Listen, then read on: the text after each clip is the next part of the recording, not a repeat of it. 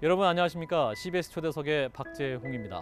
지난 4월 남북 정상회담 이후에 한반도의 비핵화 그리고 통일 문제에 대한 관심 더욱 뜨거워지고 있습니다. 그래서 오늘은요, 지난 20여 년간 크리스찬으로서 남북 문제 그리고 평화 통일 문제를 연구해왔던 한 학자를 만나보겠습니다.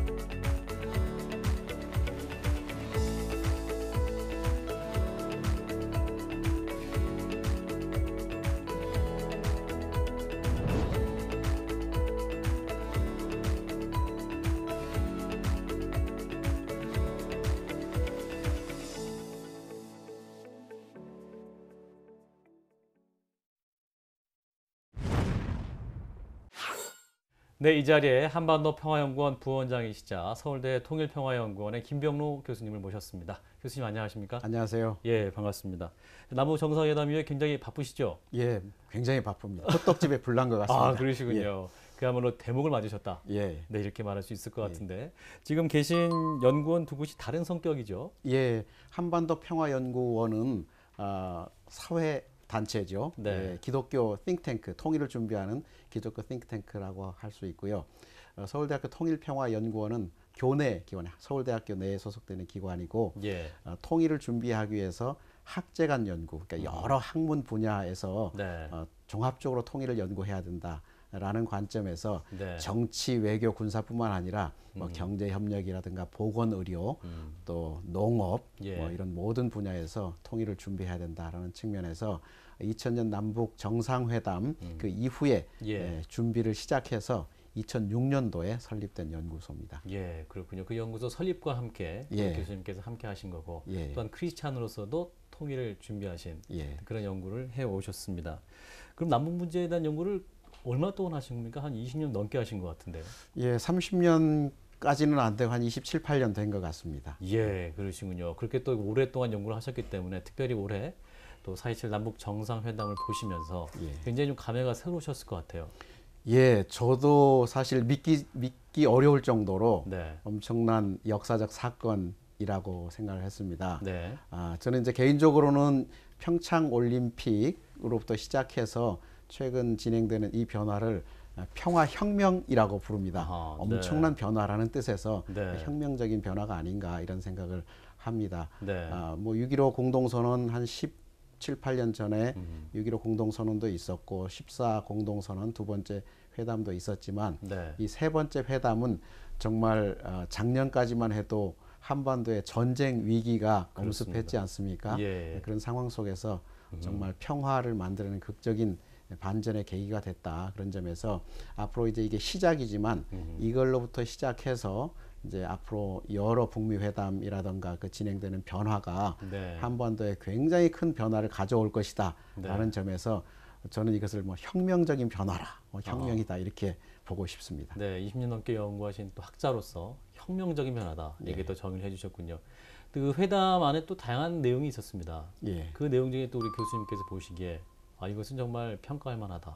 예. 이런 것이 있다면 어떤 게 있었을까요? 지금까지 남북 회담에서는 전혀 없었던 예. 비핵화 문제, 또 평화 체제 문제 예. 이런 문제를 언급했다는 것은 대단한 진전이다라고 생각합니다. 예. 이걸 진전이라고 볼 수도 있고 아니면 그동안에 문제가 많이 꼬여 있어 더 꼬이게 돼서 예. 남북 간에 이런 문제까지 다룰 수밖에 없었다라는 좀 복잡성이 같이 있을 수 있겠는데 비핵화 문제를 남북 간에 논의했다는 것은 이건 상당한 남북 관계에서 진전이다 이런 생각을 하고요. 예. 또 남북의 지도자가 같이 모여서 다시는 이 땅에 전쟁이 없을 것이다 라고 전쟁 종식을 선언했습니다. 네. 앞으로 이제 종전 선언도 공식적으로 하긴 하겠지만 예. 4.27 선언의 가장 큰 의미는 남북의 종전 선언이다 이렇게 예. 볼 수도 있겠습니다. 예. 그래서 이제 전쟁이 더 이상 없다라는 것을 지도자가 선언을 했으니까 이제 그로부터 시작해서 이제 앞으로 평화 협정이 체결되고 또 평화 체제가 조성되고 네. 또 그게 쭉 이어지면은 평화 체제의 끝에 가서는 이제 통일 문제가 네. 논의가 될 거라고 생각합니다. 그런 점에서 뭐 통일의 초석을 놨다 뭐 이렇게 볼 수 있겠고요. 네. 굉장히 큰 역사적 의미가 있다고 봅니다. 그런데 일각에서는 쇼다 예, 또 이렇게 주장하는 또 야당 예, 정치 의원들이 있습니다. 예. 물론 그것이 쇼라는 측면에서 연출된 측면은 여러 군데 찾을 수 있죠. 네. 그러니까 이제 그 전체 이 정상회담 자체가 기획되고 연출된 것은 분명합니다. 네. 왜냐하면 판문점을 넘어올 때 어떻게 넘어오느냐, 네. 악수를 어떻게 하느냐, 뭐 대통령 정상회담 다 프로토콜이 있지 않습니까? 그렇습니다. 그런 측면에서는 이제 지역적으로 보면 연출된 부분이 많이 있고 예. 또 회담장에 걸려 있는 그림이라든가 예. 또 도보다리 회담이라든가 이거 다 연출된 것이죠. 예. 사실 그런 점에서는 뭐 연출된 부분이 있다라고도 볼 수 있겠지만 예. 근본적으로 김정은이 회담에 나온 것, 또 문재인 대통령이 회담을 개최한 것 자체가 뭐 남북 간의 진지하게 평화와 통일에 관한 또 공존에 관한 비전이나 열정이 없이 그냥 한번 만나서 뭐 위기를 모면해 보겠다라는 측면에서 연출이라고 하는 것은 좀 적합지 않다라고 생각합니다. 예, 그렇군요. 그래도 그럼에도 불구하고 또 지금까지 북한의 모습을 봤을 때 과연 얼마나 진정성이 있는 것이냐, 그 비핵화 의지적인 측면에서 얼마나 예. 또 실천을 할 것이냐, 이 부분에 예. 대해서 좀 조심스럽다 이런 예. 분도 계시잖아요. 아, 저도 사실 좀 비관적이긴 합니다. 아, 그렇습니까? 그러니까 지금까지 북한을 보아온 사람으로서 과연 북한이 비핵화를 할 수 있겠는가? 그리고 지금 특히 미국이 원하는 방식으로 비핵화가 되겠느냐라는 데 대해서는 예. 저도 좀 회의적이긴 합니다. 네. 어떻게 이게 가능할까? 아하. 그래서 북미 간 지금 트럼프와의 북미 정상회담에서 네. 과연 북한이 이걸 맨 마지막 걸 엔드 스테이시라고 하거든요. 네. 최종적인 종착점을 어떻게 그림을 그리고 있을까에 대해서 굉장히 좀 궁금합니다. 아하. 그런데 그것은 그러니까 비핵화가 가능하냐 가능하지 않냐라는 것은 예. 사실 비핵화 자체만을 가지고 논의할 수 없고요. 예. 그것에 대한 반대급부, 그러니까 비핵화를 하는 데에 따른 어떤 결과적인 보상을 할 것인가. 그러니까 그것이 이제 한쪽에서 평화 체제이거든요. 예. 그러니까 평화의 담보를 미국이나 한국이 어떻게 북한에 해 주느냐에 따라서 비핵화가 가능할 수도 있고 가능하지 않을 수도 있습니다. 예. 그러니까 미국이 요구하는 CVID라고 하는 네. 완벽하고도 되돌이킬 수 없는 비핵화를 해야 되겠다라고 하는 데 대해서 북쪽은 당연히 반대로 요구하죠. 완벽한 지원을 요구합니까? 그렇죠. 완벽하고도 되돌릴 수 없는 전쟁 불안의 해소, 그리고 거기에 따른 체제 안전의 담보, 네. 그걸 어떻게 해주겠느냐. 그래서 북한이 들었을 때 저 정도면 우리를 당연히 공격하지 않고 또 우리 체제가 계속 보장되면서 경제가 발전할 수 있겠구나라는 네. 안심을 할 수 있는 카드를 이제 한국과 미국이 준비해야 되는 거죠. 예, 그게 예. 준비가 되면 북쪽도 이제 핵을 폐기할 준비가 돼 있다라는 것이죠. 예, 예. 그래서 이제 예를 들면 맨 마지막에 북한의 핵 시설과 또 핵 무기와 네. 핵 물질 이런 부분을 해외로 반출까지 하겠다라고 네. 하지 않습니까? 그렇게 해서 해결하겠다. 그러니까 미국이나 아니면 뭐 중국이나 다른 지역으로 네. 반출시켜서 거기서 보관을 하고 있다. 나중에 폐기할 수도 있겠고요. 이제 그런 게 가능하려면 거기에 맞는 엄청난 이제 체제 보장에 대한 담보 조건들을 제공해야 되겠죠. 예. 그러면 완전한 비핵화라는 것은 어떤 선언적 의미보다는 또 그 과정을 어떻게 관리를 하고 또 그것을 어떻게 얻어내냐 그게 더 중요해 보이는 거죠. 그렇죠. 그래서 북미 간의 지금 이제 정상회담에서는 네. 정치적 선언을 하게 될 것입니다. 네. 그래서 정치적으로 보면 일단 뭐 그게 2년이 걸릴든 5년이 걸릴지 모르지만 네. 그 기간을 짧게 해서 트럼프 임기 내에 2년 내에 예. 이 모든 과정들을 다 완성시키겠다라는 큰 청사진, 네. 완벽한 청사진을 서로 내놓고 이렇게 우리가 북한과 미국이 합의하기로 실천하기로 하였다라는 네. 정치적 선언을 하게 되면 예. 이제 비핵화와 평화 체제에 대한 큰 정치적 타결이 이루어지는 것이죠. 예. 그래서 그런 선언을 하는 것만으로도 굉장히 큰 효과가 있고 또 성공이다라고 봅니다. 이제 그것을 구체적으로 실천하고 집행하는 데서는 시간이 많이 필요할 겁니다. 예, 그렇군요. 자, 이제 조만간 이제 북미 정상회담이 있습니다. 예. 장소는 우리가 판문점이 될지 혹은 평양이 될 수도 있다 이런 기대도 있었는데 예. 결국은 싱가포르로 결정됐어요. 예. 교수님께서는 왜 싱가포르가 됐을까 예. 분석하십니까? 저는 사실 판문점에 한 표를 걸었습니다. 저도 그랬습니다. 저희도 이제 전문가들이 모여서 예. 내기를 했는데 저는 예. 판문점에 걸었거든요. 그런데 예. 뭐 트럼프는 판문점을 굉장히 선호했던 것 같습니다. 예. 문재인 대통령도 권유를 했고 그런데 아마 싱가포르이 결정된 것은 싱가포르이 굉장히 안전하고 치안이 굉장히 잘 돼 있습니다. 예. 그래서 미국이나 북한, 특히 북한 경우에 아마 판문점이 아니라면 싱가포르를 굉장히 안전한 지역으로서 선호했을 가능성이 굉장히 높다. 경호 문제 때문에. 예, 네. 경호 문제 때문에 그런 선택을 했을 거라고 보고요. 예. 그리고 다년간의 안보 회의체 국제 안보 회담을 싱가포르에서 했고 많은 사람들이 모일 경우에도 그 여러 시설들, 호텔이라든가 이런 시설들이 잘 갖춰져 있어서 네. 회담을 하는데 적합한 장소가 아닌가 그렇게 생각하고 또 사실 싱가포르가 미국이나 북한으로 봐서도 양쪽에 거의 중립성을 지킬 수 있는 네. 중립지대로서 많은 분들이 평가를 하고 있어서 네. 미국이나 북한이 다 공감을 했던 것 같습니다. 그렇군요. 그래서 만남의 장소는 싱가포르가 됐고 날짜를 두고도 예, 왜 6월 10일이냐 예.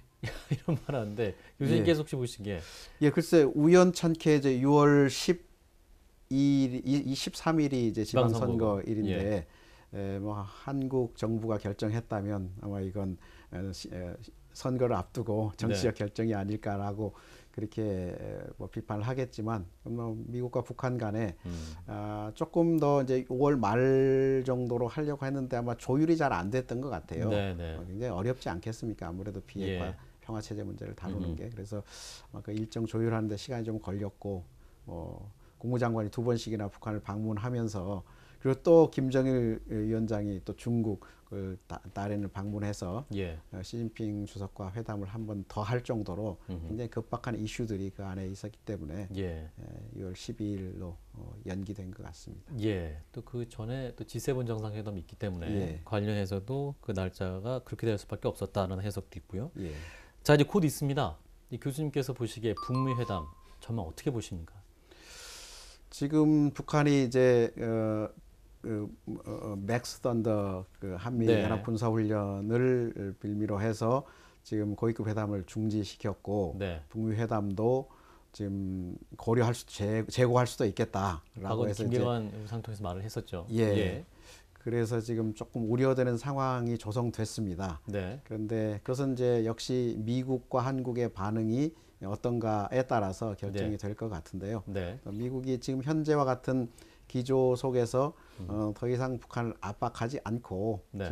지금 한미 연합 군사 훈련에서도 예정된 대로 북한을 그렇게 크게 위협하지 않는 선에서 훈련을 한다거나 예. 또 추가적인 어떤 요구들 지금 이제 볼턴 보좌관이 하는 얘기처럼 네. 뭐 북한에 대해서 더 많은 것들을 요구해야 된다는 그런 목소리가 나오지 않는 한은 예. 뭐 진행되지 않을까 이런 생각을 합니다. 예. 예, 지금 볼턴이 뭐 리비아식 핵폐기 방법 자꾸 이런 얘기를 하니까 네. 이제 거기에 대해서는 이제 북한이 반발을 하고 있는 것이고 그래서 네. 이제 국무부에서도 트럼프식이다. 트럼프 대통령이 생각하는 바대로 그러니까 그 얘기는 이제 기존에 합의된 대로 하는 거니까 네네. 이런 여러 다른 사람이 하는 것에 대해서 개의치 말라라는 네. 사인을 주는 거니까 그 정도 선이라면 뭐 회담을 하지 않겠나 싶습니다. 네. 또 우리 한반도 평화를 위해서도 이 북미 정상회담 역시 또 성공적으로 꼭 잘 맞춰줘야 될 것 같습니다. 자, 이번 또 남북 정상 간의 만남도 있었고 또 한미 정상 또 북미 정상 간의 만남 예. 그 이후에 이제 통일 이제 꿈이 아니라 예. 어쩌면 우리에게 다가올 현실이 아닌가라는 예. 말씀도 많이 하십니다. 예. 그렇죠. 이제 지금까지 논의했던 통일은 사실 매우 추상적이고 네. 비현실적인 측면이 많았습니다. 예. 왜냐하면 통일이 되기 전에 한반도에 공고한 평화가 조성돼야 되고 네. 또 일정한 교류가 형성이 되는데 지금까지 이제 그렇지 못한 상황에서 이제 통일 얘기를 계속 담론 차원에서 끌어왔었는데 이제 본격적으로 이제 평화의 문제, 네. 군사적인 문제가 다뤄진다면 이런 논의가 이제 금년부터 시작이 되지 않았습니까? 네. 이런 그 협상들이 지속적으로 남북 간 또 북미 간의 대화를 통해서 지속이 된다면 네. 이 평화의 논의가 끝나는 어느 지점 이게 어느 정도 시간이 걸릴지는 아직 모릅니다. 아, 지금 그렇군요. 짧게는 짧게는 2년이라고 아. 지금 기대하고 있지만 예. 지금 대부분 학자들은 최소 5년 이상 걸린다. 아, 그렇게 오래 걸립니까? 예. 아. 이게 뭐 핵 시설을 검증하는 것 자체도 IAEA가 북한에 들어가서 예. 장비를 설치해야 되고 아하. 검사하고 예. 검증하고 다시 확인하고 뭐 하는 과정들이 아. 뭐 2, 3개월마다 이렇게 쭉 주기적으로 있기 때문에 이게 예. 쉽지가 시간이 많이 소요가 됩니다. 예. 그래서 예. 뭐 5년 정도 걸리지 않겠나 또 길게 보는 사람은 10년 이상 걸리겠다.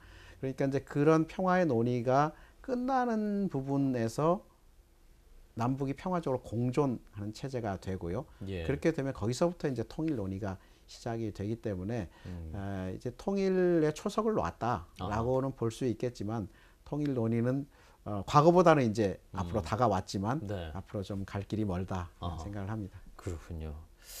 또 교수님 말씀하신 것 중에 통일 외에도 이제 평화적으로 두 국가로서 공존하는 방식 이 부분에 얘기도 많이 하신 분이 있습니다. 그러니까 바로 통일할 것이 아니라 두 나라가 평화적으로 공존하면서 어느 정도 차이가 동일감으로 맞아지면 통일로 가자 이런 주장도 있습니다. 예.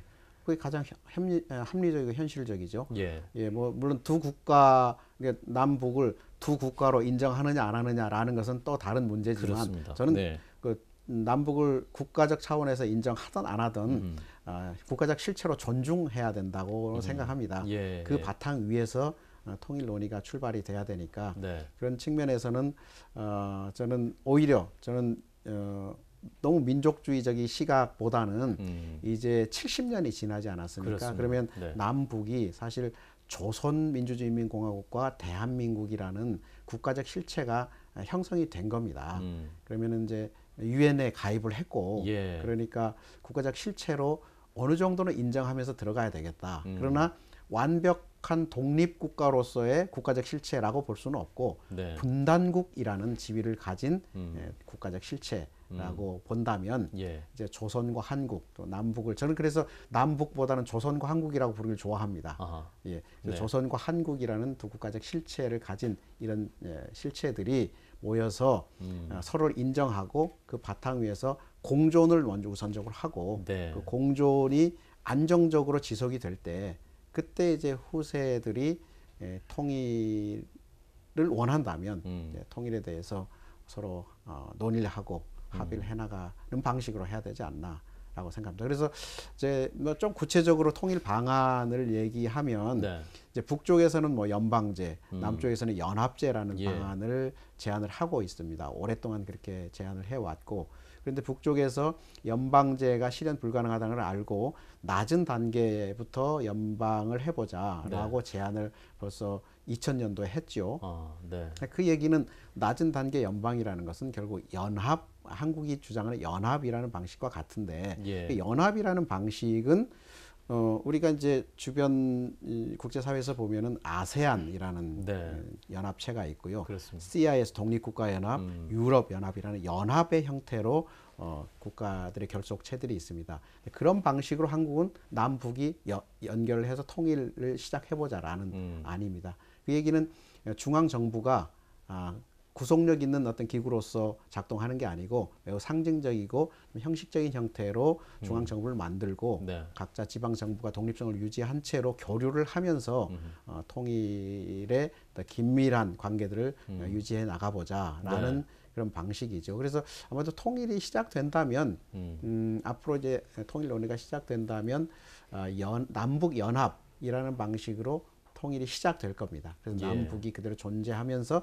중앙에 판문점이나 이런데 남북 연합 정부가 구성이 될 테고 대외적으로 통일을 선포하지만 결국 변화되는 건 없이 중앙에 남북 연합 정부가 구성된다라는 정도가 다른 것이고요. 이제 그것이 그 단계에서 점차적으로 시간이 지나면서 중앙 정부, 연합 정부가 연방 정부로 넘어가기 위한 작업들을 해나갑니다. 네. 그게 뭐냐면 연방이라는 것은 외교와 군사권을 중앙에서 통제하는 게 연방 시스템입니다. 예, 예. 그러니까 연방 정부가 남북의 군대를 통합하고 또 외교권을 하나로 외교 공간을 하나로 일원화시키는 그런 작업들을 해나가는 어느 시점에서 이게 낮은 단계 연방제건 아니면 연방제가 되는 겁니다. 예. 그러니까 연합제로부터 출발해서 연방을 거쳐서 이제 통일국가로 가게 되는 것이죠. 예. 아주 짧은 강의를 아주 잘 듣고 있는 것 같습니다. 근데 교수님께서 또 미래 세대를 잠깐 말씀하셨는데 올해 초에도 이제 남북한 선수단 교류를 할 때 예. 젊은 세대들은 예. 그러한 교류에 공감을 못했던 분들이 많이 있었습니다. 그렇죠. 예. 이 또 통일 문제에 대해서도 예. 앞으로 이 젊은 세대들의 공감을 얻어서 예. 또 이제 연방에서 그러니까 연합에서 연방으로 가기까지 예. 그것 또한 공감도 굉장히 필요할 것 같아요. 이런 그렇죠. 작업은 어떻게 할 수 있을까요? 그러니까 젊은 학생들에게 물어보면 이제 남북이 전혀 다른 국가라고 생각합니다. 예. 거의 99%가 그렇게 얘기합니다. 예. 서로 다른 국가니까 통일해야 되는 이유가 없는 거죠. 네. 서로 사이좋게 지내면 좋고 그렇지 않아도 상관이 없다라는 것이죠. 뭐 단일팀을 구성하면 왜 단일팀을 구성하느냐? 다른 나라인데 이렇게 예. 생각을 하는 것이죠. 그런데 이제 그런 젊은 층들에게는 그 현실 그대로 접근해야 됩니다. 그러니까 남북이 서로 다른 국가다라고 접근을 할 필요가 있습니다. 아, 네, 예. 네. 그러니까 그렇게 접근하면 이제 단지 문제는 국제사회에서 문제를 제기할 수가 있습니다. 전혀 정통성이 통일할 정통성이 없는 어떤 두 국가가 통일하겠다고 하면서 내국 간의 거래로 인정해달라 이런 건 이제 말이 안 되니까 국제 규범을 지켜야 되니까 네. 그런 측면에서는 대외적으로는 이제 분단국이라는 특수성을 계속 요구를 하고 네. 지위를 확보해 나가야 되겠지만은 남북 간의 교류나 또 대응 방식은 국가 대 국가로서 존중하면서 교류를 해도 충분하다. 그래서 이제 젊은 친구들에게 특히 이제 조선과 한국이라는 두 나라, 우리 대한민국 국민이고 저는 조선민주주의 인민공화국이다. 조선과 한국이 이제 진지하게 평화적으로 공존하면서 네. 더 교류를 확대하고 또 필요하면 어떤 필요에 의해서 통일을 해보자라고 논의를 진전시켜 나갈 수 있는 거죠. 예. 그 필요라는 것은 어떤 측면에서는 남북이 통일을 해서 더 국가의 뭐랄까요 세계적인 그 능력을 좀 향상시키면서 경제를 발전시킬 수 있다던가 네. 뭐 어떤 공동의 목표가 있겠죠. 네. 그 목표가 합치됐을 때 통일로 나아가 볼 수 있는 것이고 뭐 그렇지 않으면 영원히 평화적으로 공존할 수도 있는 것이고 그건 이제 후세들이 선택해야 될 문제이니까요. 그 젊은 층들이 생각하는 그 통일 남북의 지금 현실에 기초해서 통일 논의를 진전시키고 또 준비할 필요가 있다고 봅니다. 너무 기성세대들이 젊은 층들의 생각을 가르치려고 하고 예전에 남북이 하나의 민족이 하나의 국가였다라는 것만 가지고 당연히 통일을 해야 된다라고 하는 데 대해서는 이제 이게 이제 새로운 세대들을 설득할 수가 없습니다. 예. 예, 그런 준비를 좀 우리 세대가 해나가야 된다고 봅니다. 네. 무엇보다 이제 통일이 현실로 다가올 수 있을 것 같기도 하고 예. 그동안 우리 한국교회가 정말 이 통일을 위해서 많이 기도를 해오기도 했습니다. 예. 그래서 구체적으로 어떤 일을 해야 될 것인가 이런 예. 고민도 이제 교회 안에서 예. 필요하다고 보는데요. 예, 아마도 이제 중요한 일들, 뭐 네. 정치, 군사적인 것, 경제적인 이런 것들은 국가적으로나 또 비즈니스맨들이 담당을 하게 될 겁니다. 네. 이제 그리스도인이 개인적으로 비즈니스맨들 경우에는 뭐 대북 사업을 한다던가 그렇죠. 라고 진출을 하면서 통일에 기여할 수 있겠지만 네. 이제 교회의 경우에는 그 남북의 통일 과정에서 그러니까 소외되고 또 많은 갈등에 처해 있는 사람들이 생겨날 것입니다. 예. 통일이라는 것은 서로 간의 이념이 다르고 문화가 다르고 또 사회 구조가 다른 속에서 서로 두 이질적인 체제가 부딪히는 과정이거든요. 네. 엄청난 갈등과 혼란이 있을 거예요. 그래서 혼란이 있다는 것은 거기에서 상처받고 또 소외되고 뒤떨어지는 사람들이 발생할 텐데 네. 그 사람들을 이제 보듬고 또 위로해주고 또 함께 해주는 이런 역할을 사실 교회가 할 수 있을 테고 또 교회만이 할 수 있는 일이 아닌가라고 예. 생각을 합니다. 그래서 뭐 통일 과정에서 필요한 어떤 정신적인 또는 심리적인 치유라든가 또 물질적인 지원 이런 부분에 대해서 우리가 이제 관심을 더 가져야 되겠고요. 네. 특히 이제 또 다른 한 측면에서는 이제 그리스도인으로서 북한의 교회 또는 신앙인들에 네. 대한 관심도 많이 가질 필요가 있다고 봅니다. 네. 왜냐하면 어떤 신앙인의 관점에서 보면 사실 하나님께서 교회를 예수님을 머리로 해서 교회를 지금 이끌어가고 계시고 과거에 분단 이전에 네. 분단 이전에 북쪽이 훨씬 복음이 활발했고 또 평양을 동방의 예루살렘이라고까지 했을 정도로 북쪽에서 굉장히 그 기독교가 부흥을 하지 않았습니까? 그렇습니다. 네. 그래서 해방 당시에 보면 북쪽에 30만 명의 그리스도인들이 있었고 남쪽에 12만 명의 그리스도인들이 있었습니다. 네. 그 30만 그리스도인들이 지금 다 어떻게 됐는지 그걸 좀 우리가 그동안에 돌아보지 못했고 그 사람들이 이제 북한 안에서 처형도 당하고 순교당하고 또 추방도 많이 당했고요. 그런 네. 많은 아픔을 겪으면서 지금 뭐 저희가 정확히 평가는 할 수 없습니다만은 북한에서 공식적으로는 뭐 12,000명의 기독교인들이 있다. 네. 그런데 비공식적으로는 한 7, 8만 명에서 10만 명 정도 있지 않을까라고 생각을 합니다. 그래서 공식적으로 이제 칠곡교회 봉숙교회도 오픈이 돼 있고 또 지하에서 이제 좀 활동하는 성도들도 있고 과거에 식량난을 통해서 30만이 중국에 나갔다가 네. 한 20만 명이 북한에 들어가면서 분들이 복음을 받아서 북한에 들어가신 분이 많고 하다 보니까 지하에서 활동하는 이제 성도들도 있고 또 과거에 30만 중에 이제 과거 기독교인 가족들이 좀 꿈틀거리면서 이제 예. 신앙을 회복하는 그런 과정들에 있어서 이 신앙인들이 70년 동안 많은 고통 속에서 신앙을 유지해 왔고 그런 그 과정들 우리가 돌아보고 네. 그동안에는 우리가 진지하게 북녘의 신앙인 가족들을 돌아보지 못했지만 지금 이 시점에서는 한 70년 동안 정말 굉장히 어려운 상황 가운데서 신앙을 유지했던 그런 그 자손들, 자녀들을 좀 돌보는 그런 마음을 좀 가져야 되겠고 그런 그 역할들을 우리 그리스도인과 한국 교회가 구체적으로 해야 되지 않을까 생각합니다. 네, 낮은 자리에서 예. 정말 섬겨야 될 그 영혼들과 함께해야 된다. 우리 한국교회 과제로 또 말씀해 주셨습니다. 자, 우리 교수님께서 앞으로 또 한국교회 또 한반도 평화를 위해서 하실 일이 많으실 것 같은데 앞으로의 또 바람, 기도 제목 있으시면 또 말씀해 주시죠. 그 뭐 추상적으로 얘기할 기도 제목도 있고 네. 또 구체적인 제목도 있는데 추상적으로 할 수 있는 거는 저는 이제 지속적으로 좀 대륙으로 좀 진출하고 싶다. 그 길이 네. 열리면 좋겠다라는 게 좀 평생 꿈이고요. 저는 그 시대가 열리면 저의 생은 마감하지 않을까 싶을 정도로 아이, 그건 정말 마감이네요. 자유롭게 네. 대륙으로 여행할 수 있는 저희 네, 네. 그래서 제가 카톡 대문에다가도 예. 표어를 자전거 타고 중국 가자. 제가 그게 아. 이제 표어로 설정해 놓고 있습니다. 예, 예. 정말 이 국경을 이동하는데 우리나라 사람은 너무 멀다고 생각합니다. 국경 이동하는 것이 멀리 가는 걸로 생각하는데 유럽이나 다른 나라에서는 국경 자전거 타고도 갑니다. 예. 네. 그래서 우리도 러시아나 중국을 자전거 타고 가는 그 날이 왔으면 좋겠어요. 예, 그래서 예. 자전거 타고 중국 가자. 그게 이제 실현이 됐으면 좋겠고요. 또 구체적으로는 이제 올해 제가 북한 연구학교 회장을 맡고 있습니다. 예. 그래서 제가 연초에 작년에 사실 이렇게 열릴 줄 모르고 저는 이제 북한 연구학 회장이 되면 학회 회원들과 더불어서 네. 평양을 방문하겠다. 그걸 제가 성사시키겠다라고 공약을 했는데 네. 좀 9월이나 10월 또 올해 내로 될 수 있을 것 같은데요. 학회 회원들과 함께 평양을 방문해서 거기서 학술회의도 할 수 있는 네. 그런 비전을 가지고 또 기도 제목을 가지고 있습니다. 예. 회장도 하셨으니까 굉장히 앞으로 하실 일이 많으시고 예.